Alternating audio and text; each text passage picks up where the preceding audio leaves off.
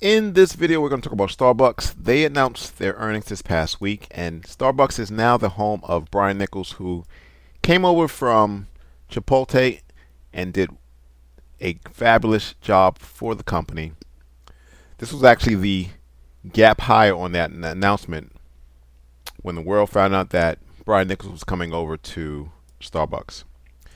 Nevertheless, they reported their fourth quarter earnings, revealing challenges with a 22% decline in North American operating income to $1.3 billion and a 3% decrease in net revenue to $6.7 billion.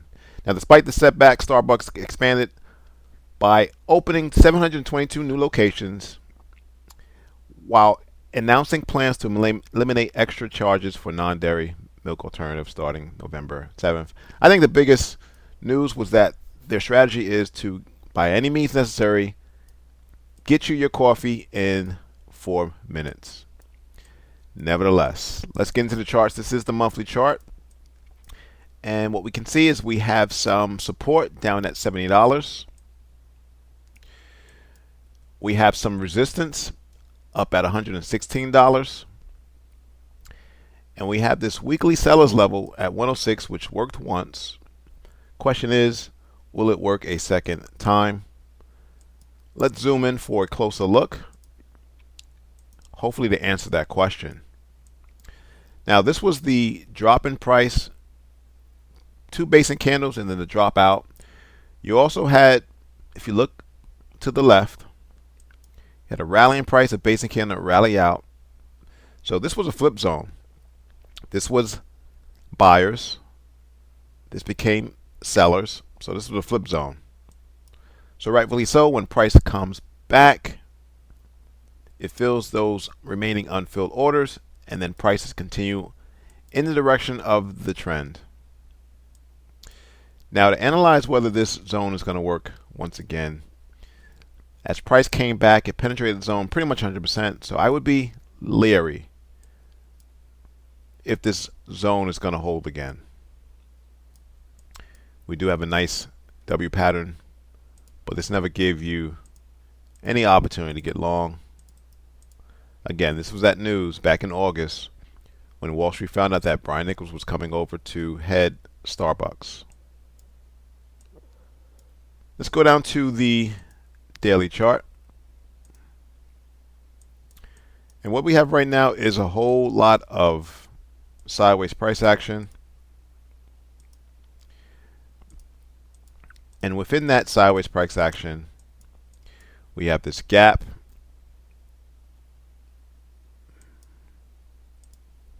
Typically, gaps are defined by huge volumes.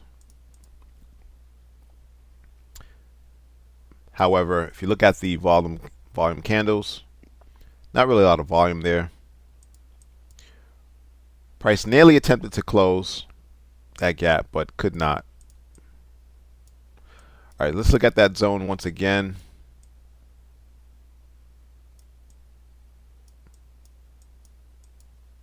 I'm going to scroll out to the daily chart one more time. Weekly chart.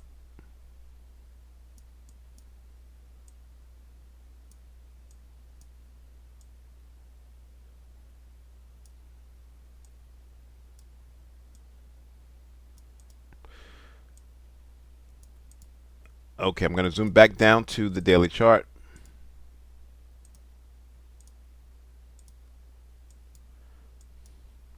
And here's that level we were referring to.